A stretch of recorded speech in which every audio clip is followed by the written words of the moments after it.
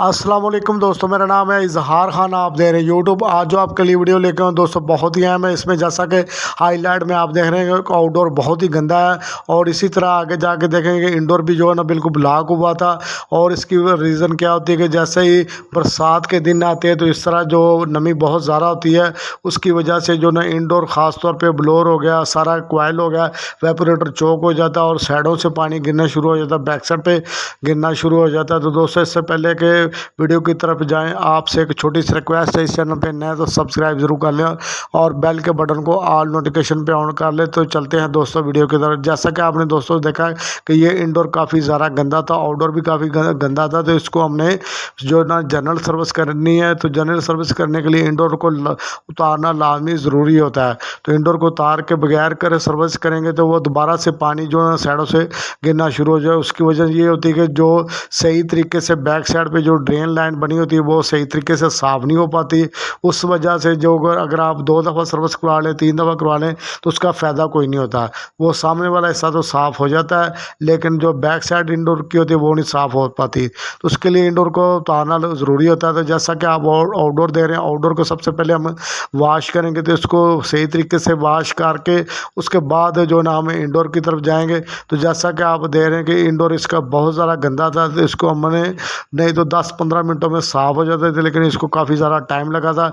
इसको हमने वक्फे वक्त से जो है ना वाश करते रहे। पहले इसको सादा पानी मारा, उसके बाद ब्रश वगैरह से साफ़ करना शुरू किया।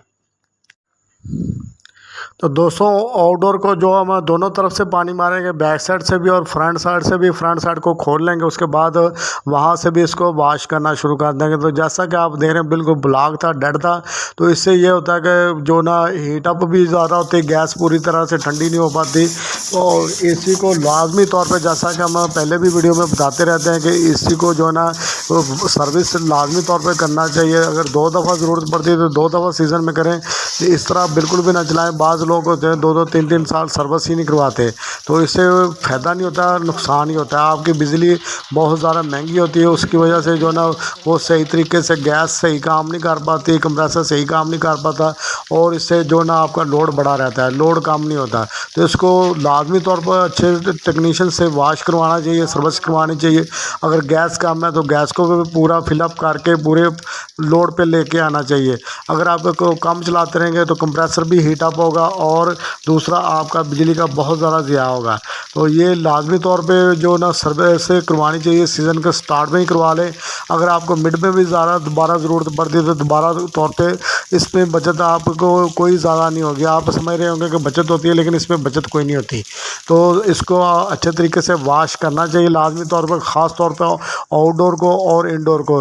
आउटडोर पर लाजमी तौर पर होना चाहिए ताकि जो ना गैस ठंडी हो पाए और कंप्रेसर पे लोड कम हो जाए। और जिस तरह कंडेंसेशन अच्छी होगी उतनी गैस ठंडी होगी और लोड भी कम पे आ जाएगा, बिजली की बचत अपनी होनी शुरू हो जाएगी।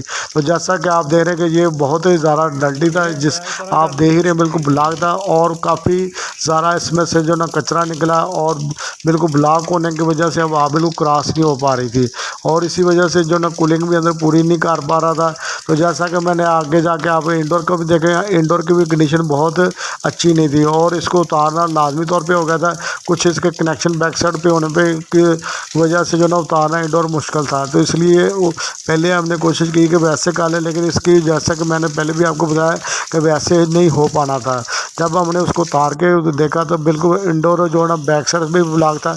तो ये नीचे आप देख सकते हैं कितना ज़्यादा जो ना गंद इसमें से निकला है, मट्टी निकली है बिल्कुल ब्लॉक होने की वजह से। तो अभी हम ज़रा आपको इंडोर आउटडोर दिखा रहे हैं। तो जैसा कि आप देख रहे हैं कि इंडोर को भी आगे जाके आप देखेंगे उसको भी फुल सर्विस की है, और फुल सर्विस होने के बाद उसकी थ्रो भी बढ़ गई और गैस भी अच्छे तरीके से ठंडी होनी शुरू की। जैसा कि आप आउटडोर को सामने साइड से भी देख सकते हैं। अब आप जाली से देखेंगे तो क्रॉस आपको नज़र आ रही है लाइट, तो जाली बिल्कुल साफ़ हो चुकी है कंडेंसर।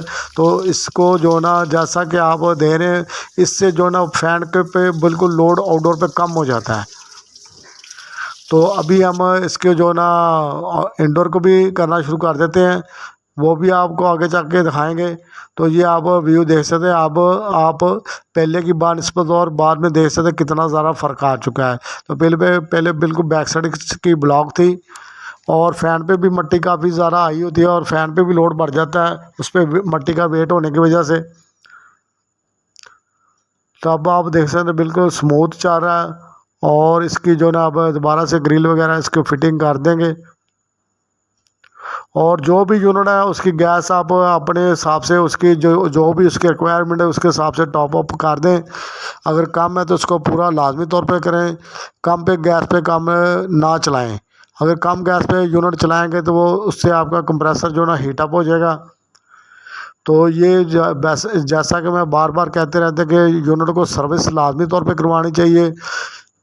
चाहे कोई भी यूनिट है, इन्वर्टर है, नॉन इन्वर्टर है, बड़ा यूनिट है या छोटा यूनिट है, तो सर्विस की जो ना एक बहुत लाइफ होती है। इसको अगर आप नहीं चलाएंगे, सर्विस नहीं करवाएंगे तो उससे बहुत ज़्यादा आपका जो ना यूनिट आपको ख़राब हो जाएगा, नुकसान होएगा और डेड भी हो सकता है यूनिट। तो जैसा कि अभी आप देख सकते हैं इंडोर को भी बिल्कुल ब्लोअर बंद होने की वजह से इसकी थ्रो बिल्कुल भी नहीं थी। और नमी होने की वजह से बिल्कुल जैसे जो ना गार बन जाती है मट्टी की, वो गार बनी हुई थी, वो हवा बिल्कुल क्रॉस नहीं हो पाती थी। तो अब आप सर्विस होने के बाद देख सकते हैं बिल्कुल इंडोर की कंडीशन किस तरह की थी। और उसके बाद आप देख सकते हैं बिल्कुल जाली खुल चुकी है। अब इसमें से अब हवा सर्कुलेशन अच्छे तरीके से होगी और थ्रो भी बढ़ जाएगी और गैस सही तरीके से हीट एक्सचेंज हो पाएगी। अब आप इसका ब्लोअर भी देख सकते हैं। पहले थोड़ी सी वीडियो मिस हो गई है, वो ब्लोअर की आपको नहीं दिखा सके। तो ये आप देख सकते हैं। उसके बाद बैक साइड भी आप देख सकते हैं। ये वाली जो बैक साइड है इसकी वजह से पानी गिरना शुरू हो जाता है। ये जो आप लाइन देख रहे हैं, तो ये जब लगा होता तो वो सही तरीके से साफ़ नहीं हो पाता। तो दोस्तों आप वाज़ह तौर पे फ़र्क देख सकते हैं। अगर वीडियो अच्छी लगे तो लाइक ज़रूर करें, शेयर करें। मिलेंगे इसी तरह नेक्स्ट वीडियो में, तब तक के लिए अल्लाह हाफिज़ दोस्तों।